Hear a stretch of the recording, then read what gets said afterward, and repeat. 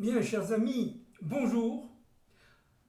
Alors j'essaye de revenir très succinctement sur toujours mon livre, Au-delà de la nuit, la déchirure du voile à travers la dynamique de la délivrance finale, à la page 115 et suivante, n'est-ce pas? Et nous allons essayer un peu d'expliquer aussi profondément que possible, mais aussi disons, simplement que possible, ces idées qui sont des idées, je pense, très très importantes, qui viennent de nos maîtres, des maîtres des secrets de la Torah d'Israël, de la Torah de délivrance.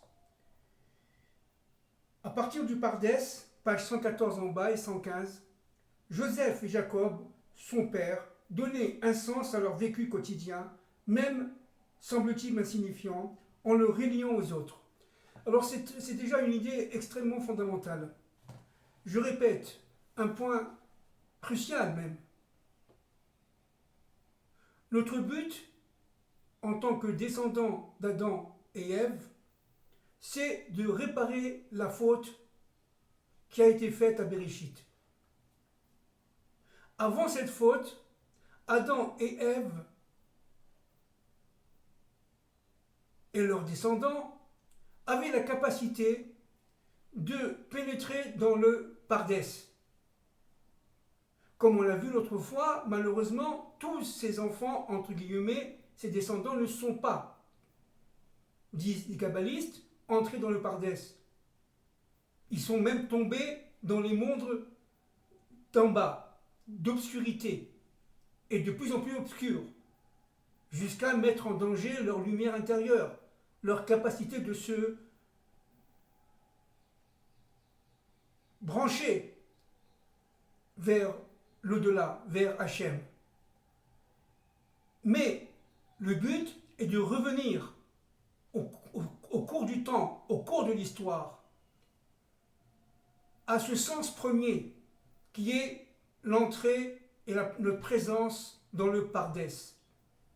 Le Pardès, évidemment, c'est le Gan Eden, on l'a dit l'autre fois, le Gan étant en bas, au niveau de la terre, le Eden étant au niveau du ciel. Il faut réunir le ciel et la terre, ce qu'a essayé de faire avec succès Abraham Avinu et ses enfants, et ce qu'ont essayé de faire et ont réussi Jacob et Joseph. Qu'est-ce que ça veut dire être dans le Pardès? Alors, il faut comprendre que le Pardès est l'union de tous les mondes. De tous les mondes. Et notamment, si je parle de manière extrêmement synthétique, extrêmement simple, 4 mondes. Le monde de la Malchut, de la Sia, qui est l'autre monde, de la matière. Le monde de la Yetzira, qui est le monde de la formation, on répète. Le monde de la Bria, qui est le monde de la création. Et le monde de l'Atzilut, qui est le monde de l'émanation. Et à chacun de ces mondes, il y a évidemment l'ensemble des mondes, et cela à l'infini. Par exemple, dans le monde de la Sia, vous avez le monde de la Bria, de la Yetzira, de la Bria et de la Tzilut. Et dans le monde, par exemple, de la Tzilut, vous avez le monde de la Sia, le monde de la Yetzira, de la Bria et de la Tzilut. Alors le plus élevé, c'est Atzilut, Beatzilut, cela à l'infini. Chacun d'entre nous ont des parcelles d'âme, même des étincelles d'âme, qui étaient dans le Pardès avant la faute. Tout le travail, si vous voulez, c'est de réunir l'ensemble de ces âmes de manière à recomposer le vase. Et comme on le sait, le vase, qu'est-ce que c'est en fait? Eh bien, le vase, c'est la terre d'Israël. La terre d'Israël, c'est le vase, mais il faut la lumière. Le sionisme, le retour d'Israël sur sa terre, au niveau économique, au niveau social, au niveau politique, au niveau budgétaire, etc., au niveau financier, eh bien, permet de la construction de ce vase, de ce qu'on appelle cet ustensile, cet instrument qui va recevoir la lumière. Le Mashiach ben Yosef, qui est la construction de ce vase, ne peut prendre toute son ampleur et sa splendeur qu'avec la révélation du Mashiach ben David. Et le Mashiach ben David, qu'est-ce que c'est? C'est ce cave. à Elion, cette lumière qui vient de l'éternité, qui vient de l'infini, qui vient de Kadosh Baruch Hu, et qui va resplendir dans notre monde à partir de la terre d'Israël. Et ce travail-là a été commencé par Abraham Avinu. Notre maître, le Ramchal, Rabbi Moshe Chaim Luzzatto, de mémoire bénie, avait dit dans son livre Adir Bamawam, dans ce livre-là, il a dit que en fait, Abraham était le cave, cette lumière qui était cachée et qui revient et qui reprend surface dans notre monde. Yitzhak étant ce qu'on appelle le mot m'échappe, mais ça va me revenir, n'est-ce pas, cette matérialité, le réchimou, c'est-à-dire cette essence matérielle, ces traces de la présence divine. Et vous avez le troisième niveau qui est Yaakov, qui est lié directement à Adam Kadmon. Adam Kadmon, c'est-à-dire cet archétype de notre monde. C'est-à-dire qu'en fin de compte, Abraham, Isaac, Jacob ne sont pas seulement nos pères, mais ce sont aussi et surtout l'archétype, carrément, de la création, du monde qui est le nôtre, dans lequel Dieu réside. Et rentrer dans le Pardès, c'est d'abord à partir de ses pères, Abraham, Isaac et Jacob, et de leurs femmes bien entendu, permettre tout simplement à l'humanité tout entière, à travers le peuple hébreu qui revient sur sa terre, de faire resplendir le nom de Dieu. Et cela partout, dans tous les mondes, pas seulement dans le nôtre, dans tous les mondes. Je rappelle que tous les mondes ont été quelque part obscurcis par la faute d'Adam Arishon. Alors qu'est-ce que ça veut dire à partir du Pardès? Qu'est-ce que c'est que le Pardès? Le Pardès, c'est là tout simplement l'union dans notre vécu, des différents sens de notre propre histoire. Exemple. J'ai rencontré quelqu'un qui est un bon ami. C'est le vécu, c'est le littéral, c'est ce qu'on appelle le pshat. Le remez, c'est quel est le message que me donne cette rencontre. Ah tiens, c'est vrai, je me rappelle, j'avais fait avec ce monsieur une autre rencontre qui est parue dans un rêve, etc., etc. Oui, je comprends pourquoi je le rencontre aujourd'hui. Nous sommes aujourd'hui, par exemple, tel jour et telle heure. Eh bien ça correspond à un plan, tout simplement à un clin d'œil divin. Plus on monte, d'accord, dans le drache. Alors le drache, on va déjà un peu plus profondément. C'est le poète qui écrit son poème, si vous voulez. C'est le chanteur qui chante sa chanson et qui touche l'ensemble des populations universelles, ce qu'on appelle un tube. Ça, c'est déjà un niveau extrêmement élevé. Ça va toucher la neshama. Parce que je vais dire, par exemple, dans mon exemple, eh bien, mais attends, mais ce monsieur-là, il s'appelle Fernand, mais Fernand, ça correspond au film que j'ai vu, donc ça correspond à ça. Mais voilà l'histoire. On arrive au sod, on arrive au secret. Mais voilà ce que veut me dire Dieu. C'est-à-dire dans un événement qui est un événement anodin, peut-être même pour nous secondaire, n'a rien d'anodin et n'a rien de secondaire. Tout parle de la présence divine dans notre monde. Et ça, encore une fois, Joseph et Jacob non seulement le vivaient, l'avaient compris, mais le réalisaient pleinement. Ce qui, tout simplement, entraînait pour leurs frères une haine. Une haine, jusqu'à vouloir, évidemment, le tuer. Tuer Joseph. Le mettre dans un trou et le tuer. Ça a été la volonté de Yehuda. Et heureusement que Ruben, qui était l'aîné des frères, a suscité, si vous voulez, cette deuxième solution, c'est de le vendre des passants, à des gens qui étaient sur des chameaux, des dromadaires. Il s'est retrouvé en Égypte. Nous sommes à la page, si vous voulez, là, 116, 117 et 118. Nous allons parler d'un point fondamental. Dans les Tehillim, dans les psaumes du roi David, pour la première fois, nous voyons apparaître non pas le prénom Yosef, ça veut dire Joseph en français, Joseph, mais le prénom Yehosef. Ça veut dire que le E a été rajouté. Et la lettre E de valeur numérique 5, cette lettre E correspond tout à fait à la malchoute. C'est-à-dire que, en fait, tant que Joseph s'appelait Joseph, il rentrait dans le Pardès, il rentrait avec son père dans les autres mondes, mais il n'avait pas prise directe véritablement dans le monde d'en bas. Dans ce monde d'en bas, c'est Yehosef qui apparaît.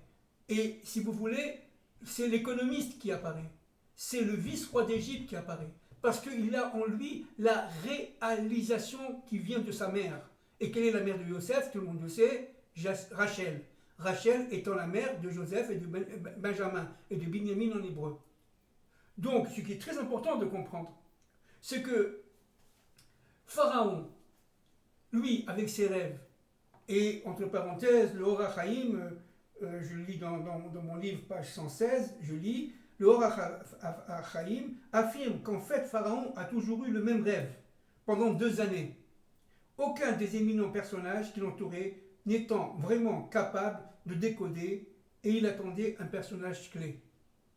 Mais pourquoi Yosef, devenu Yehosef, a réussi à décoder?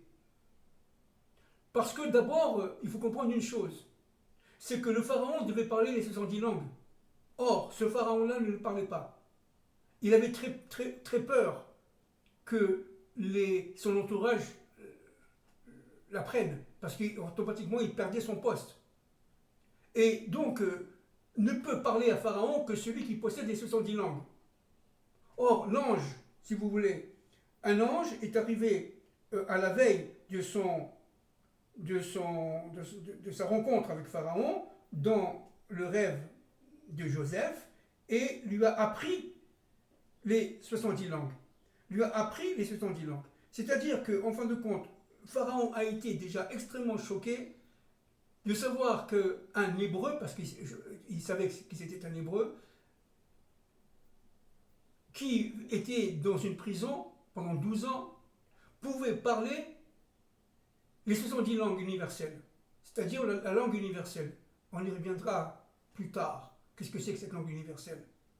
Mais il faut comprendre un point fondamental, c'est que grâce à cette langue universelle, grâce à Dieu, bien entendu, cette langue universelle, Yehosef a eu la capacité de décoder les rêves, qui étaient en fin de compte facilement décodables. Mais le problème, c'est qu'il fallait posséder vraiment les 70 langues, il fallait être tout simplement prophète.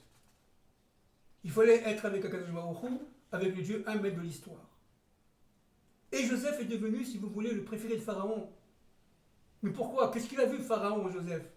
Il a vu, en fait, que tout son travail intérieur en tant que Pharaon aboutissait à des impasses. Il a vu que sa dynastie pharaonique menait à une impasse idolâtre.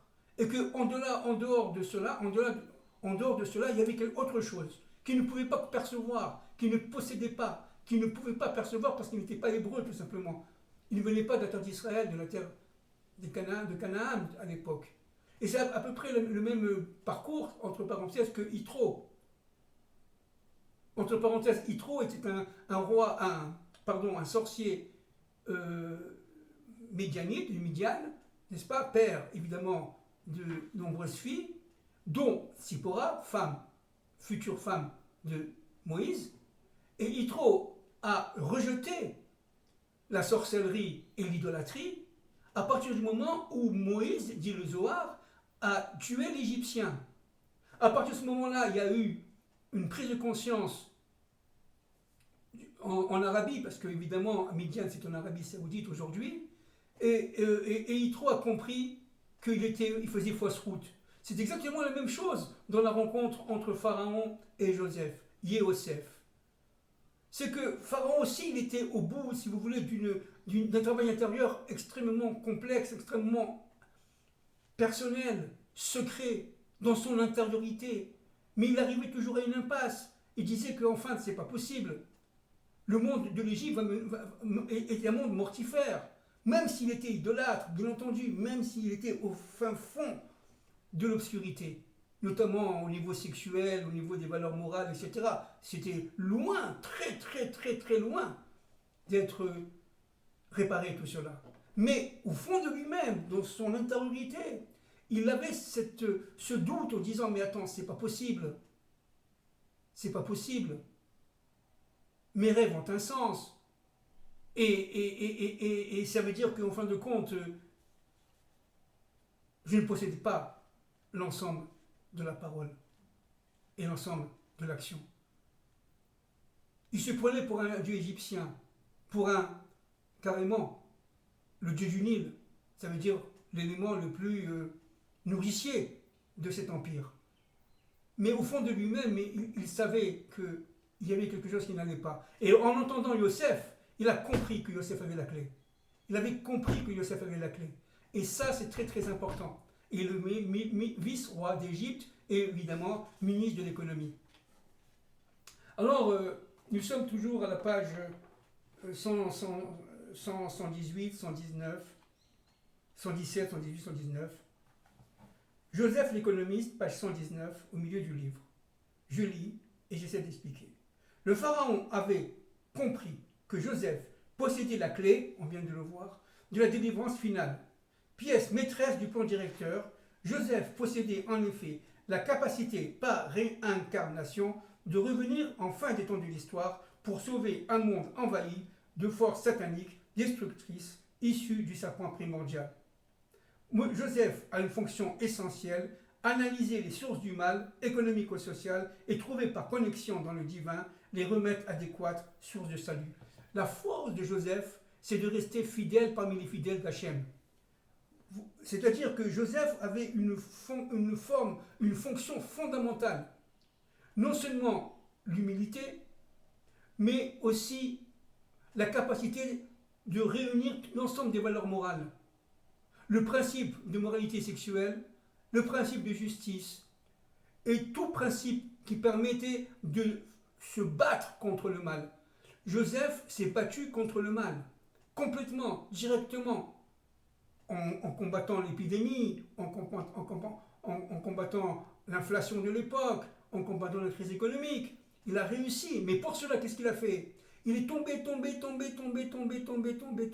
très très très bas, au niveau vraiment de la matière la plus idolâtre, qui est l'empire égyptien de l'époque.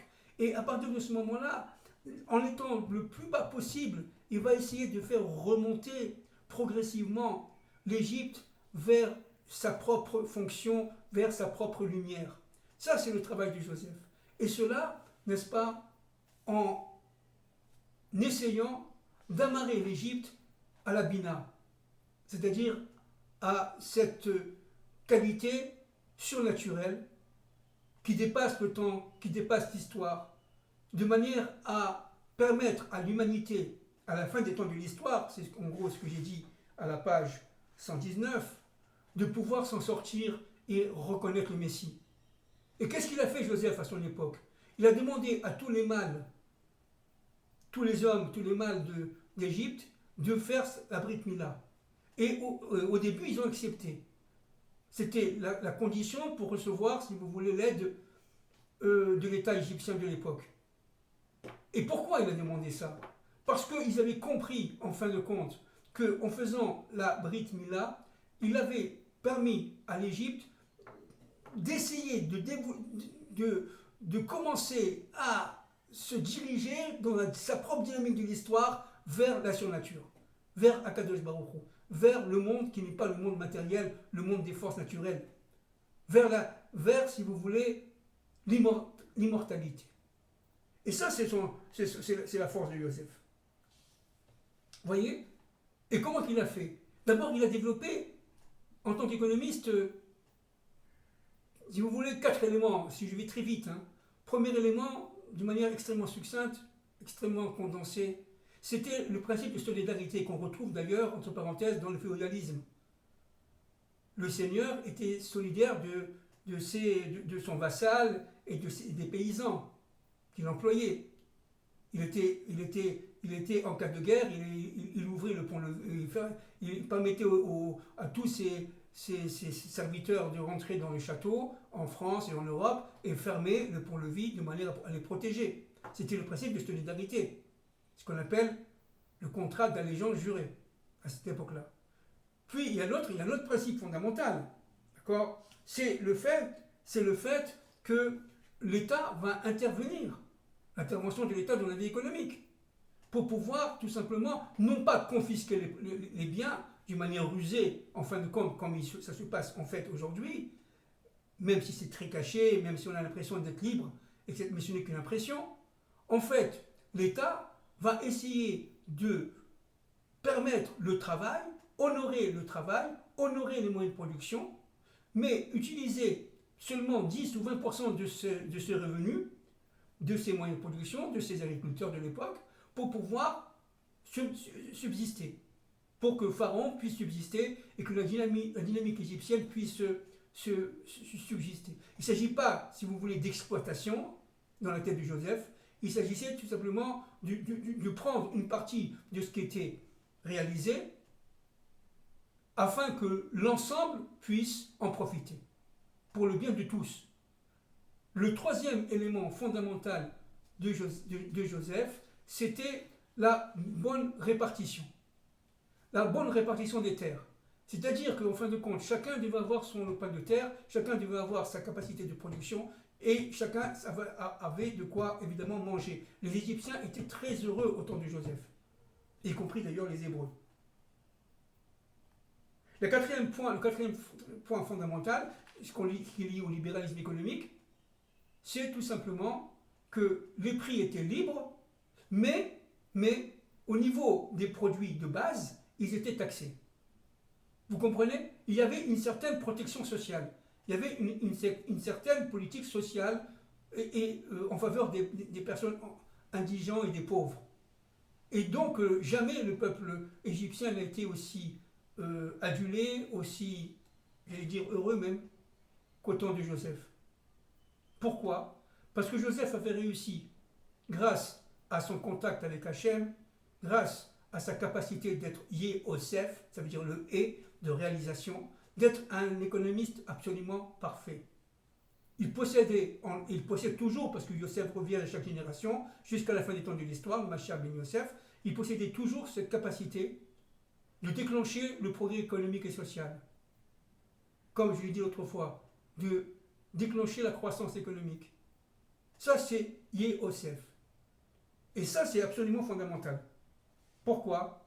Parce qu'à la fin des temps de l'histoire, lorsque tout s'effondrera, malheureusement, dans cette guerre de Gog et Magog, alors les forces de Yosef reviendront avec le Mashiach ben David dans son âme, dans l'âme du Mashiach ben David. N'est-ce pas? Je rappelle que l'âme du Mashiach ben David, c'est, je répète, 4 fois, je l'ai dit nombreuses fois, mais c'est très important, 4 niveaux. Premier niveau, c'est le Nefesh, qui est celui du Messie, du fils de David. D'accord? C'est David Améler, le roi David. Ensuite, le deuxième, c'est Yosef. D'accord? On revient. Les fondements, et les fondements économiques, les fondements sociaux de l'économie post, si vous voulez, guerre de Gog et Magog, post-messianique, eh bien, c'est une économie non pas de survie, mais d'abondance à partir de la terre d'Israël, parce que les forces de Yosef vont resplendir dans le monde à partir d'Israël. C'est une bracha, Yosef. C'est une bénédiction, Yosef. Troisième niveau, c'est Moïse, avec leurs femmes respectives, bien entendu, et Aaron, qui sont liés directement au Netzar, c'est-à-dire directement à la Neshama, Et quatrième niveau, c'est Adam Arishon qui revient. Et cinquième niveau, la Yechida, qui est le Mashiach ben David. Adam Arishon revenant avec sa femme, bien entendu, Chava.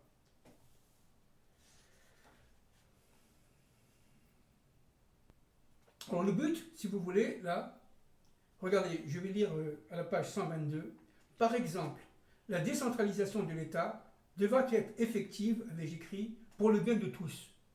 Pour Yosef, ce qui est fondamental, c'est